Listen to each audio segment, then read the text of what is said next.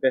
ఏలూరు జిల్లా పోలవరం ఏజెన్సీలో గత 2 రోజులుగా కూడా పెద్ద పులి సంచారం స్థానికుల్లో భయాందోళనకు గురిచేస్తుంది. గతంలో కూడా జనవరి నెలలో దాదాపు 10 రోజుల పాటు ఏలూరు ఏజెన్సీ ప్రాంతంలో ఆహ్, సం సంచరించిన పెద్ద పులి దాదాపుగా 11 ఆవుల్ని చంపితింది. అనంతరం గోదావరి నది దాటి అటు తూర్పు గోదావరి కూడా వెళ్ళిన పరిస్థితిలో అధికారులు ఆ పెద్ద పులిని బంధించడం, ఆ తర్వాత తిరిగి పాపికొండల అభయారణ్యంలో విడిచిపెట్టడం జరిగింది.